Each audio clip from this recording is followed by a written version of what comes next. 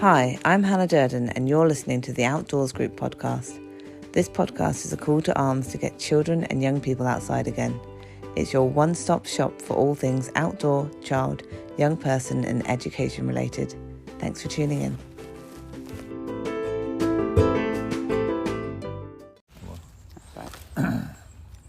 Today I'm delighted to be back in our woods at Exmouth Forest School, and I'm joined once again by our fantastic friend and colleague Neil Martin.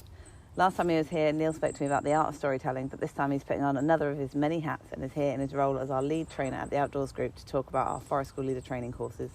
Thanks for joining me again, Neil. No worries, good to be here, nice to be outside. Yeah, I'm really enjoying the sunshine. So let's start at the very beginning. For those out there that might not know, can you tell us exactly what Forest School Leader training is? Exactly. Exactly, yeah. It's quite a broad thing, but yes. So the Forest School Leader training that we do over 5 days, and it's mostly practical, that aspect. We're covering tool use, making things out of wood, fire lighting, campfire cooking. We do knots and putting up tarps and a bit of den building, and then we learn a bit about the woodland and how the woodland works, woodland ecology. And we will do some paperwork as well, so we cover some of the coursework and what people expect to do for their portfolio, which will then enable you to be Forest School Leader once you've finished all your portfolio. Yeah. That's it in a nutshell, and it's a fun week. Because everyone kind of got similar purposes, similar ideas, and for some people it can be really kind of quite.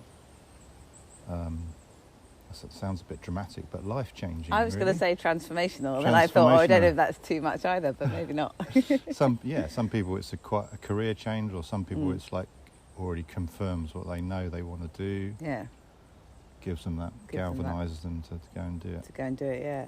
So how long have you been delivering the course, and how did you find yourself being a trainer? I have been doing it here now. It's 4.5, nearly 5 years. Yeah, 4.5. Were you doing it elsewhere, somewhere else? So I did start doing it elsewhere. Yeah, down in Cornwall for nature workshops. So yeah, up until that point, I've been doing Forest School altogether now 11 years. So after, 5 years, I guess, that opportunity came up. I was already doing freelance work for them, and they decided that they were going to do the Forest School training. So I think the rules are that you have to have been working as a Forest School Leader for at least 3 years. To be a trainer? To be a trainer, okay. Plus have some kind of teaching, I had teaching adults qualification, and an MVQ assessor's qualification, because my first teaching experience was teaching MVQs, painting and decorating. So I was able to use that qualification was transferable to the MVQ system's quite similar to the way it's set up for school in the paperwork. So it wasn't something that I necessarily was intending to do. It just kind of happened, came on my path, and I was asked. Yeah. And we did it. And this is a stupid question, because obviously you're now... No stupid questions, Hannah. You're instructing people now rather than doing Forest School yourself. Like, do you enjoy it more, kind of giving other people the skills to go and do it? To start off with, I was doing both for the first 2 or 3 years. So while I was here, because I was doing some TLP one-to-one work, and then I was also going into the school 1 day a week. So I revisited going back into the school over the winter this year, end of last year, beginning of this year. So I was doing that 2 days a week, so that was good. Yeah, I think Nick and I have talked about me doing more of that. I think it's important for me to keep in touch with that, keep with teaching. The actual delivering for a school. Yeah. So to try and do that, it was like half a day or 2.5 hour session every week. I'm also going to do some holiday clubs in some holidays as well. Oh, okay. So but sometimes I do miss it, and as I say, it's important to keep in touch with that, because you need to be fresh to be able to teach it. Yeah, giving advice to people and have. So I don't want to keep rehashing old stories. When I was at Buckfastleigh Primary School, 12 years ago. Yeah, so that's good. You need new stories. Yeah, so But if I had to choose, I suppose, I don't know. Do I prefer teaching adults? It's It is- completely different, it's isn't completely it, working with different, adults? yeah. I think what I learned from doing it, certainly in the beginning, and I learned a lot from shadowing Tom, our director, is that you have to teach it in stages, obviously, and explain it clearly to children. But explaining it to adults who are then going to go on to teach children is taking it to another level. And I felt like for example, with knots, as though a lot of things I did on autopilot because I knew some of the things so well. Yeah. And then I had to then take it into slow motion. Yeah. And I've got to break this down into really small stages. And at first I found it really hard, and I was like trying to teach a kid to tie their shoelaces in slow motion. You do it so automatically, and then when you have to slow it down, you almost don't know how to do it. Yeah, and you trip over yourself. Like, oh, Hank, do I hold that in my left hand or my right hand? So it's really important. And that was a really good learning experience for me. To have to break it all down, yeah. I had that this morning when someone asked me to show them how to do a climb at the bouldering place, and I'd done it a couple of times and not thought about it, and then I was like, oh, I don't know where my hands go and my legs go. I just kind of did it, and once you have to think about it, break it down, that's a different skill set, isn't it? Yeah. So you said earlier the practical part of the course is 5 days in the woods here at Exmouth, and you kind of mentioned a little bit about what you do on those 5 days, but what kind of happens over those 5 days, and what does it actually look like in reality? Like, I remember when I came to do it, it was not what I expected at all, and I don't know what I was expecting, but it wasn't what I got. If that makes sense. Yeah, no, in a good way. Sometimes people, I think, obviously, normally on the first morning, once we've done all the, teas and coffees and introductions, we have a chat with people about what their expectations are, but also what do they think forest school is, because everyone has a not very different, well, some people do have quite radically different views of what forest school is, but some of it's quite subtle, but there are different ways of doing it, or different emphasis that some people might have more emphasis on art or whatever. So, we try and structure it so that it's in bite-sized chunks, again, for the trainees, but also, again, that they can hopefully relate that to the learners when they're teaching. So we do just start off very gently, really. We usually start with doing some den building, and then maybe introduction to a knife and just like not even carving really, just whittling a stick to be a marshmallow stick. So we do in very sort of baby steps, if you like, of doing that. And generally each morning, apart from the first morning, we'll have like a thing. So the second morning will be firelighting, and the third morning will be paperwork for the portfolio. The fourth morning will be knots and tarps, and the fifth morning will be a woodland walk. And every afternoon we do making. So every afternoon is making. So we'll make, again, building it up from a marshmallow stick to a tent peg to a mallet to which is part of the portfolio anyway, isn't it? To make some woodland crafty items. Yeah. So what's the most interesting thing someone's made? Because I know that lots of people do their mallets and spoons and stuff. Yeah, it does sometimes tend to stick to a routine of doing stuff, but then often people will ask to make something else. I made a rope ladder on mine. Rope ladder. We've had people making mobiles hanging in the woods. Oh, that's a nice idea. What's the thing that Tom used to do that some people like doing? Is it called a dimmy whittler or something? What is it? I don't know. Is it a musical instrument? Yeah, well, kind of. And you wind it up. You can use it with elastic bands, and then it spins round and rubs against like a rough edge, and so, so it makes a sort of sound as it goes round. That sounds like fun. We did make a xylophone at one point as well. Wow, that is quite impressive. But yeah, I mean, obviously for us, it's easier for us if everyone makes the same thing. Yeah. But if people want to do something else, then we do encourage that as well. Yeah. So the afternoons are for making. Yeah. And we do some team building stuff, and we do throw in some games as well, because it's important for people to have some games, and also just gels the group together, but also gives them a toolkit, so they've got some basic games so they can go and play. Try and do that as well. I think I know what you're going to ask me next. No, go on. What do you think I was going to ask you next? Oh yes, do you have a favourite day or favourite part of the course? A favourite day, yes. I was just going to say, but I used the firelighting and the campfire cooking, so that's on the same day. Yeah. Usually on the second day, we do a whole morning on firelighting. Is that just because you love the food? Neil? And the food, yeah. It brings everyone together. Yeah. Because everyone mucks in and Yeah. with the food prep and the cooking and the washing up, and it just, it's just a really nice sociable thing to do. Yeah. So that's usually my favourite day. Favourite day. Yeah. And you tend to make a proper meal, don't you, as well? When you say Yeah. campfire cooking, you're not just doing like marshmallows or bannock bread, you're doing like a proper lunch. Yeah, so usually often with the Dutch oven or some sort of either like a stew or a casserole or veggie curry or yeah. something like that. Yeah. So Have you ever had any chefs that have come and we have cooking? actually. We've had 2 or 3 actually. There was one guy who used to work in a Michelin 2-star restaurant, and he brought homemade hash browns and some other stuff. I can't remember. For a now. big That was fry what up. stuck in my mind. That was the homemade hash browns. Homemade hash brown. But he was very good. But he was quite chilled about the whole thing. But there was another guy who was a bit like, he got everyone doing everything. He sort of organised the whole thing. So and he they was were like, he was like "Yes, the head chef. No, chef. Yes, chef. There wasn't any swearing, so that was good. A But, bit like Gordon Ramsay, yeah. but outside with less swearing. He was a sort of he worked in a pub down okay. South Devon, Kingsbridge Way somewhere. Okay. But yeah. So he's a good organiser. You just said about the lunch kind of bringing people together, and we often talk about like creating a mini community at these courses, and like that's not just our marketing blurb. Lots of trainees do come back saying, "I feel like I've made friends that are going to stick around forever." Yeah. And like it was just like a week where you kind of had this little like bubble of loveliness in the woods. What is it, either about the course or the way you deliver it or both, that makes people feel like this, do you think? I mean, do you 'Cause I'm observe so that? amazing. It's because you're so amazing. Clearly you're very good at holding the space.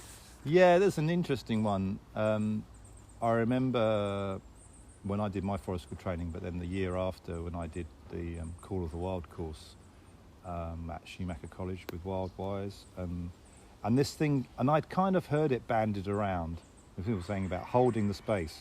Oh, he's good at holding the group, and I couldn't really, kind of knew what it was, but I Yeah. couldn't really put my finger on it, and it is a hard thing to explain. I once witnessed, having spent 6 long weekends doing this course with Chris Salisbury, watched him, and he just made it look really easy, but there were some things that I picked up on that just sort of, like I said, bringing everyone together, whether that's cooking, but also a lot of nature connection activities, of things, people then connecting with where they are and Yeah. feeling comfortable being in that space, and having a bit of a laugh. Yeah.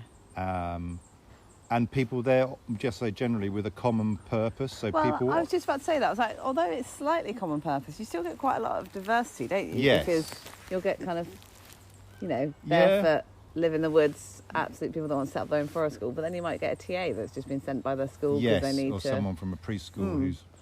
Yeah.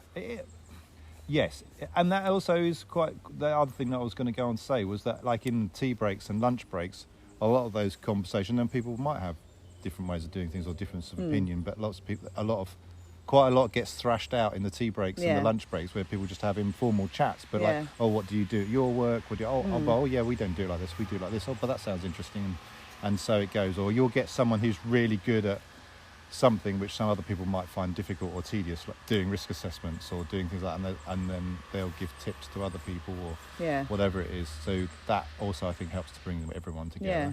And people usually set up like some kind of WhatsApp group and keep in touch with each other. Keep in touch afterwards, yeah. And plus also, of course, we offer the practical skills and the paperwork support days. So we do 3 of those through the year, so people can come for a day on a Saturday and brush up on their practical skills or repeat things. And then we have the paperwork support days as well. So I think that also helps us to keep in touch with people. Yeah. But also, I say, the groups The themselves groups tend to might keep come in back touch. together, yeah. I mean, and I also guess- when they come do their first aid as well. Yeah, lots of them come Yeah. to first aid, don't they?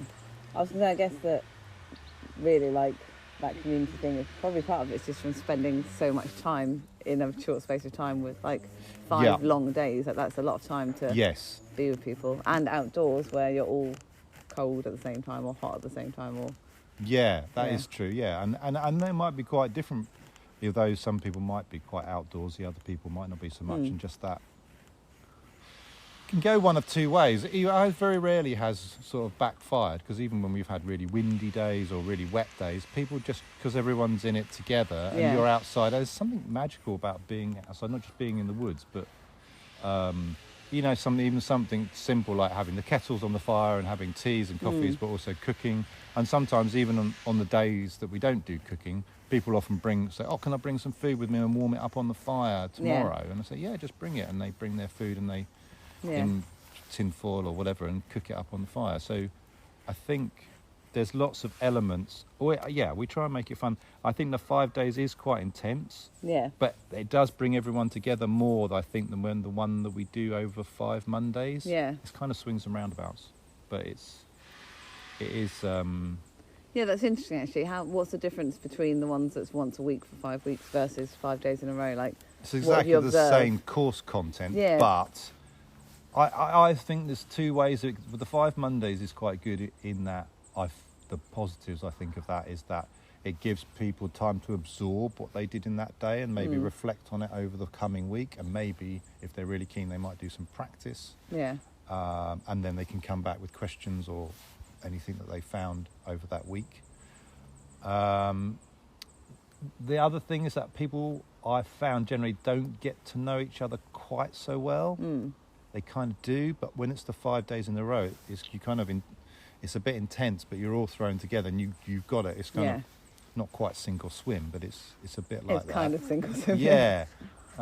So I think that's the main difference is. I think also going back to saying what brings everyone together, I think because Nick and I, or before when they used to do it with Tally last year, because we have a good rapport with each other and we're relaxed in what we're doing, and hopefully I think confident in what we're doing, but And not competent. competent, yeah, but not overconfident in a cocky kind of way. But we make it fun, but also that we're encouraging people to and supporting people all the way through the whole time. That then makes people feel at ease with doing it. And like I said, there's no stupid questions. There's no, and it doesn't matter if someone picks up something quicker than someone else. There'll be another thing we'll do the next day or the day after that.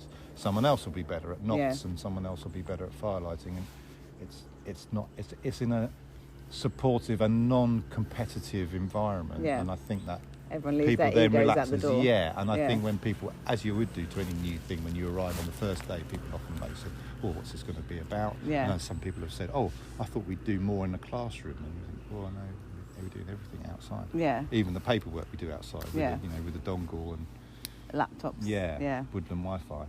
So Woodland Wi-Fi. so yeah, I think that all adds, and then just being in the woods itself adds to the whole. And this is a really special site. We're really lucky to be here with having the sort of spruce plantation, which arguably is not quite so interesting, but it's still an environment. And then we've got the mixed woodland up here with the beech and that oak and Scots pine and hazel. And then literally just over there we've got the common. And so there's the plantation, the more deciduous native woodland, and the common, all within literally 15-20 minute walk, which I've never experienced that anywhere else. No, so close together, yeah. And we can see the sea just about 5 minutes down there. I can see the sea through the trees, Yeah, just so about, yeah. It's pretty special. It is pretty special, yeah.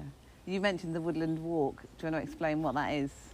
Because obviously, presumably, having 3 types of environments must be quite useful when you do the woodland walk. Yeah, really useful for that, yeah. And also because we've got so much space, Nick usually disappears and goes and has a sleep in a hammock somewhere, and we just don't know where he is. What is the woodland walk then? So you're not just off for fun, like it's part of the course. Yeah, so I mean, it is fun, obviously. Yeah, but I try and break it up. So we're usually out for about 2.5 hours, but we're not walking the whole time. We keep stopping and observing and chatting about different aspects, and then I try and break it up with. So yeah, we usually start off with talking about some coppicing and what you can coppice, and for your wood and for making things. And then we have to talk a bit about the woodland structures, the ground level and the field, shrub and canopy. People are learning about also, if you know, and it very much depends, because some people might only have, I don't know, 100 meters by a 50-meter space, and Yeah. other people might have 6, 7, 10 acres. Yeah.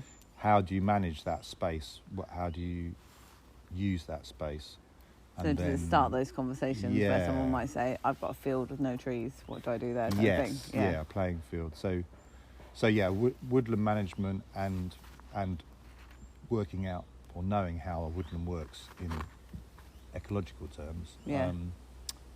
And then a bit of plant identification. People often want to know a bit about identifying trees and flowers. Which makes sense, 'cause that's really easy Yeah, in terms of talking with the about- kids, like to tick off if you're trying to like with do stuff with your curriculum to be like, oh look, we've yeah, done yeah, some yeah.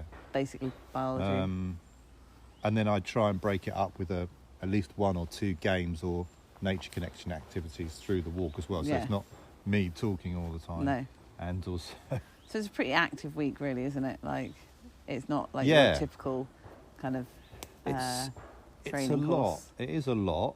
But what's really nice, which is what my aim was again, inspired a bit again by Chris Salisbury, but we get a lot done, but it never feels as though it's rushed. Yeah. And that it's a nice, a steady, even pace. Yeah, And the days always go by quickly, but lots of people have commented on that of like, oh, we got a lot done, but it never felt rushed, yeah, and it never felt like you were.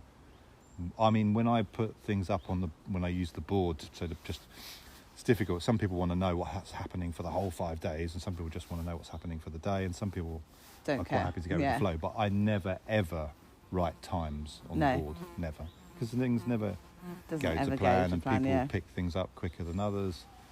But I think also people do generally appreciate that, because it's just like, okay, this is what we're doing in the morning, this is what we're doing in the afternoon. Yeah, You might have a tea break at 10:30, and it might be 11 o'clock. yeah, and that's okay. That's okay. So you've been running, at the Outdoors Group, I think it's 10 years next year that we've been running the training courses, which seems like quite a long time, and obviously you've been doing it for a long time as well. So you've seen Yeah. a lot of trainees come through the woods, and you must have delivered the course content hundreds of times now. Yeah, But I have did you- work it out the other day. Did you? How many times? I think was it was, it's not hundreds of times, but yeah, it's because we do 8 courses a year, so it's probably about 40 times or 38 times, I think it is, that I've with run us, the course but then here you've done it with other people, before. yeah.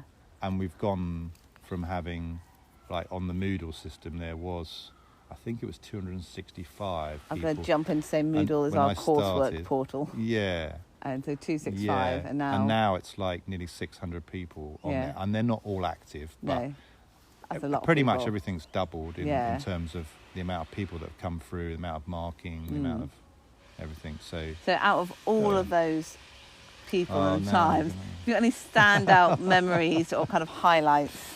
Good, funny anecdotes. I love a good anecdote. Oh yeah. Oh, it was pretty cool having the guy with the Michelin 2 stars. He was out. It was a pretty special meal we had. Yeah. Was it a fry up? It was a So fry it was a up, posh but fry up. It was a It's posh good- well, fry you up. gave it away with the hash But browns. yeah, it was a posh fry up. I think there's been a real mixed bag of, some of the groups can be quite academic and almost exclusively primary school teachers or TAs, and then I think I've enjoyed the groups that are more mixed. We've had drama therapists and art therapists and counsellors and housewives who haven't worked for several years but having a complete change, or a farmer's wife who wanted to make use of the woods on the farm. And when it's been a diverse mix of ages and backgrounds, I think that's when it's been more interesting and more. Some groups have been hilarious, some intentionally and not intentionally. And then other groups have been super. There was a really good, amazing group. I think it was one of the first groups that Annie and I did together. I think that was 2019. Just were like super lovely and really chilled. And 2 or 3 of them really emotional at the end. They didn't want it to finish, and, and it was life changing, and that really stick in my group, because I've just found the whole thing really quite moving, but also transformative, like you were saying. And it was like, wow, this is something special Yeah. that people are experiencing, and it's really going to make a difference in their lives, but and also in the, if they can then get that across to the kids that they're teaching, it just has that whole knock-on effect of really positive things happening. Yeah. That feels So that sounds like a very special course. fulfilling. Fulfilling. Feels like there's good purpose for what you're doing. Yeah. We're all about purpose, aren't we? Yeah. Yeah. Making sure it's worthwhile. Yeah, and there was a really nice, actually the first group that Nick and I did this year were really nice, and they gave us a card and some beers, and Aww. they were really nice. And I think it was partly bribery though, really. They kept saying, Please so pass are our we, course. Are we in the top 3 of the best courses you've ever done? And I said, yeah, you're definitely in the top 3. But are we first, second or third? Third, I We're think. not going to tell you. Oh, that sounds good. yeah. So you've just mentioned about liking the courses where it's kind of diverse backgrounds. So obviously, like when you say it's a forest school leader course, you kind of might assume that everyone's just going to be a forest school leader. But obviously, like people use the course for all sorts of different things, don't they? Like, can you give us some examples of what some of your past trainees have done once they've done the training, like what they've gone on to do? Yeah, I think some people have been quite honest and said they're not necessarily going to be a forest school leader, but they're just wanting to do it for themselves and maybe work with their own children. But generally, yeah, people do go on to become forest school leaders or forest school assistants. Some people do it part-time and some people do it full-time. Some people are juggling 2 jobs or looking after kids and stuff.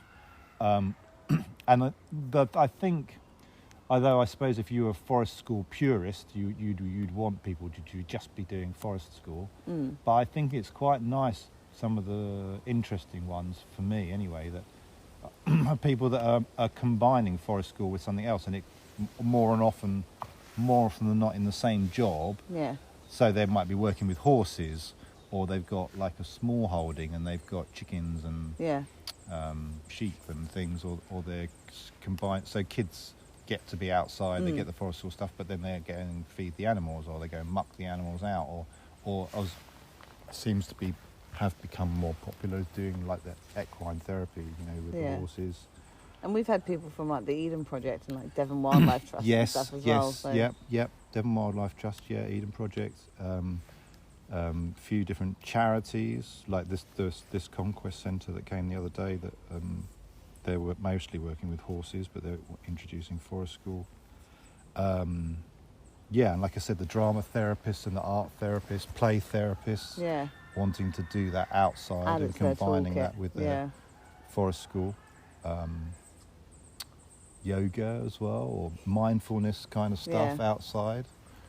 So there are quite a lot of overlaps. And gardening, I think, is the other big one. Yeah. A lot of people doing gardening, growing vegetables, maybe doing a bit of permaculture, then a combining bit of forest that school in on with, the side, I or, quite like the combining combinations that in of things. together. Yeah. It's not separate things. So I think anything that gets kids and adults outside is really important. And also then the other thing that also, I think the other main one that people coming in from, often they come in, like we've had people from Haven Banks or who used to work at Haven Banks, and they've done mountain biking, canoeing and that kind of thing, and then they're wanting to introduce or bring into that their other skill element. set, bushcraft and forest school stuff. Yeah. So, I think that's all really Lots of valuable. all valuable, we talked about your favourite day of the course. What's been like? Have you got like? Is there an overwhelming favourite of the trainees, or is it also the campfire cooking? Like, is there one thing that people tend to be like, yeah, this is really? I think the cooking is often gets a favourite one, but I think also the other things people get a lot out of making things.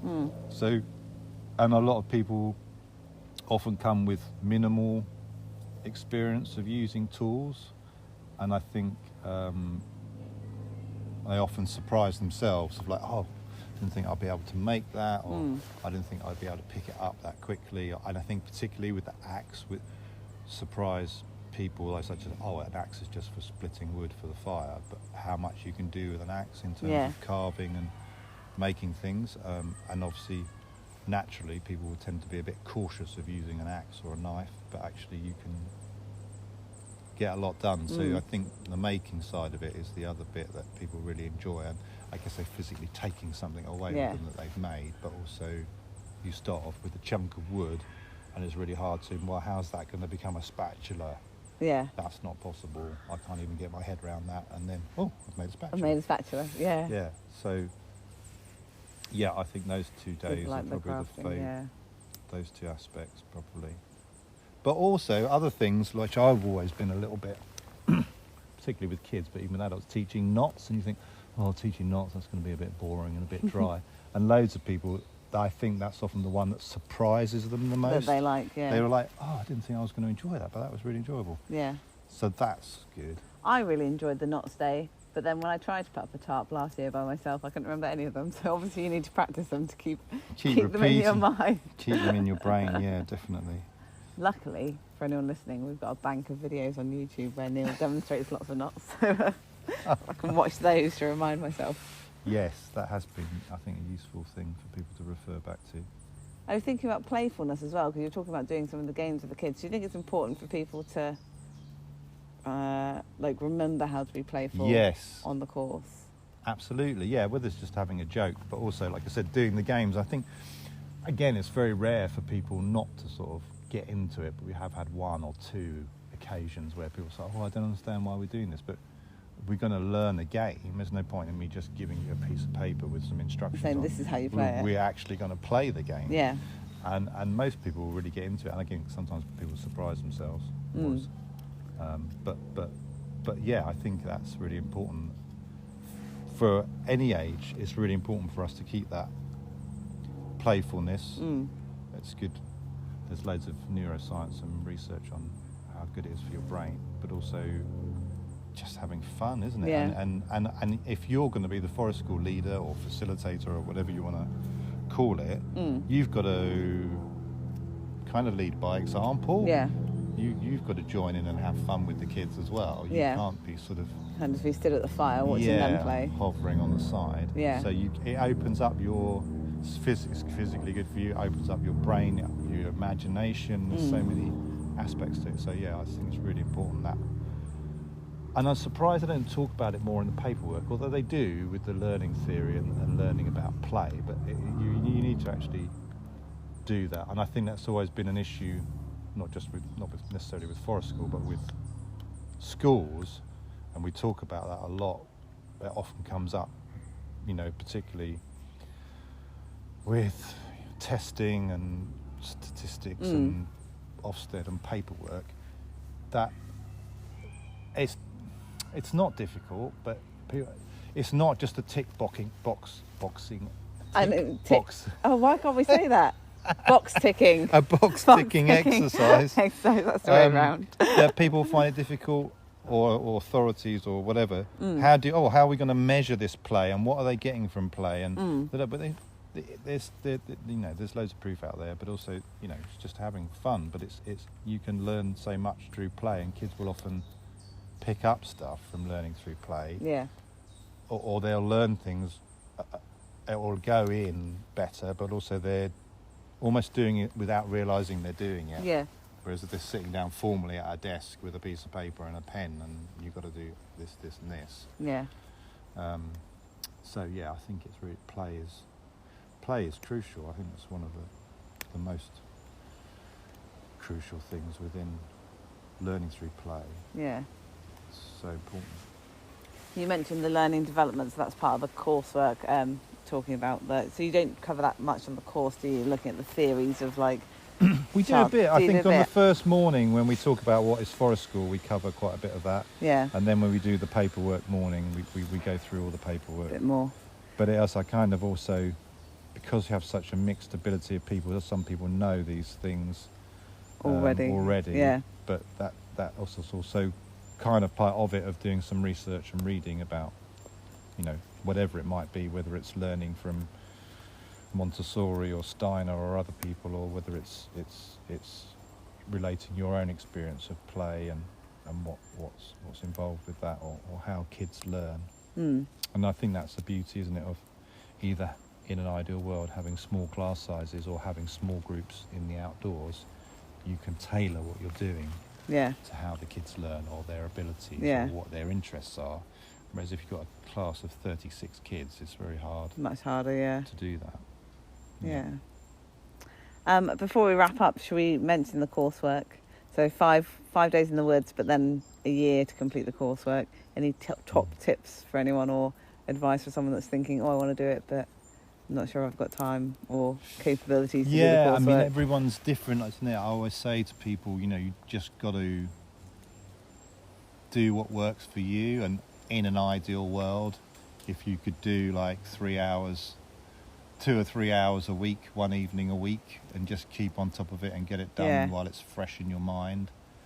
A lot of teachers that come, they'll often do a whack in the Easter holidays or some holidays, which is understandable because that's when they've got time to do it. So it just depends on your work life. We were talking about that earlier. Work-life balance. And you've got busy lives, but if you can do it that way, it's achievable. And I think that, and it's quite varied, the coursework, isn't it? Like, it's not, there's different bits to it. Yeah, the woodland environment and the practical skills, the learning theory, and then of course you have to teach 6 sessions yourself, and then write observations of that. I think it depends on what your fortes are as well. Some people might already have quite a lot of knowledge about the woodland environment and just think, oh yeah, I'll do that one first. Get it out of the way, yeah. I think the danger is when, and I know I'm guilty of doing it as well when I did mine, I did a bit to start with and then I left it for ages. And then you leave it for 6 months or 9 months. You've and kind then of forgotten it all. Forgotten a lot of it. And then as the panic sets in of like, oh, I've got to get it done in 2 months or whatever. And then you rush it and then you often make mistakes. So if you can do a bit at a time, then that's great. Yeah. And as you said, we offer regular coursework support days anyway. So. Yeah, and I'm always available. Well, not always available. But I'm Don't available oversell your availability. via email or to help people. They don't have to wait for the termly coursework support day, no. Yeah. Was there anything else about Forest School Leader training that we haven't mentioned, or do you think we've covered most of it?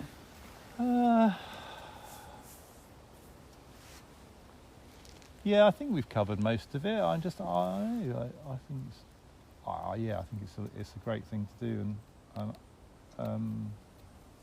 like I said, the more people. I remember this is quite rare for people to say negative things, but I remember someone saying to me a few years ago, "What are you doing that for? If you train up more people to become forest school leaders, there'll be less work for you." And I was like, "Well, actually, the more people that do it, the better." Like I said, for adults and for children. Yeah.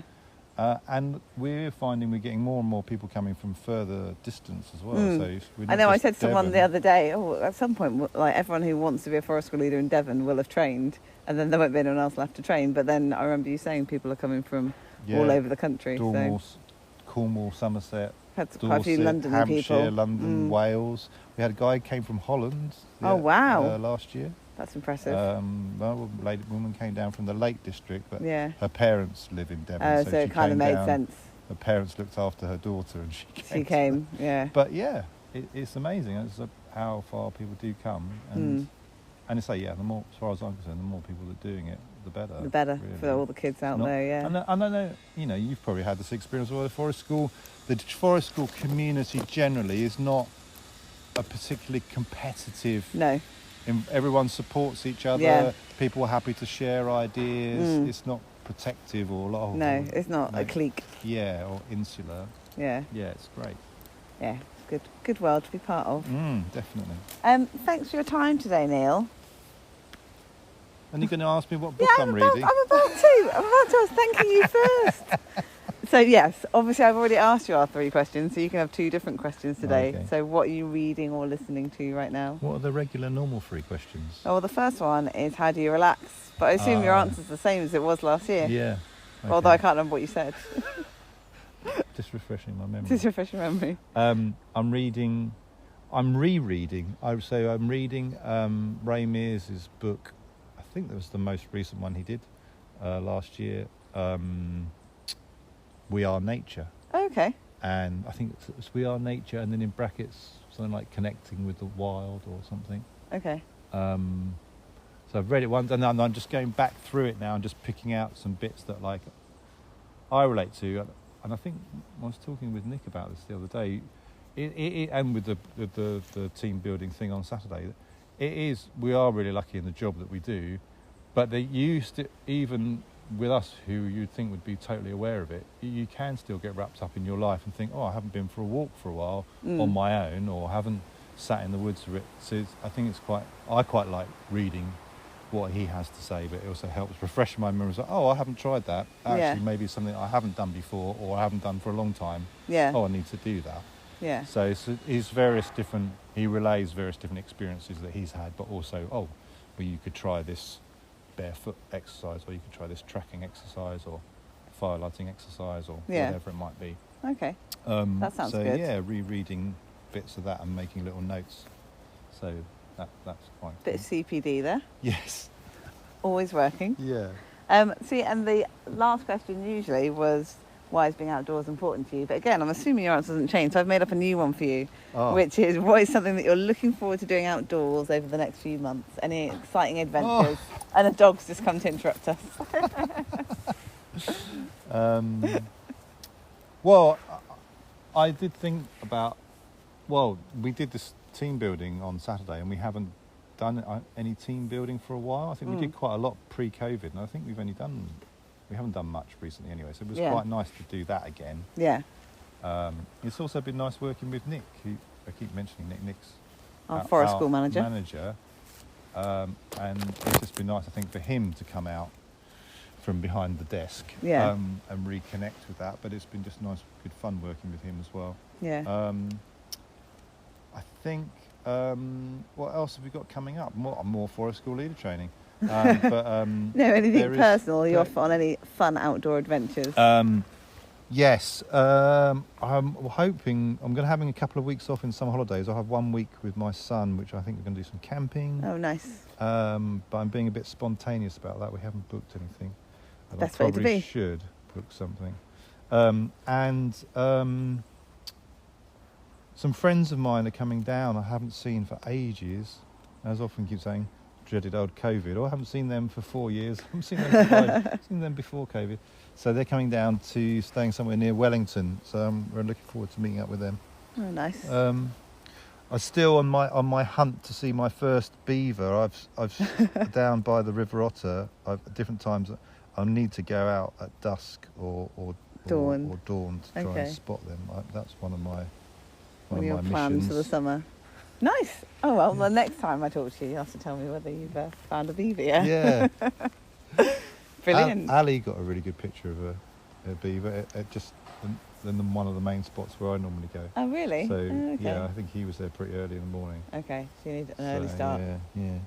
Well, good luck with your beaver hunting. Well, thanks for your time today, Neil. No worries. It was nice to be in the woods chatting and not in an office or in the cabin. For anyone listening that has now been inspired to do training, I'll add the link in the show notes. Thanks again, Neil. All right.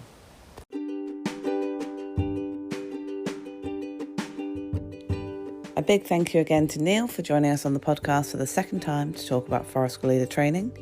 We hope that you enjoyed this episode, and if you would like to find out more about the training that we run, head over to our website, which is just outdoorsgroup.co.uk. As always, if you enjoyed the podcast, we would love it if you would rate the podcast, subscribe, share it with your friends, just so that more people can find us. We'll be back in a fortnight with another episode, and until then, thanks for listening.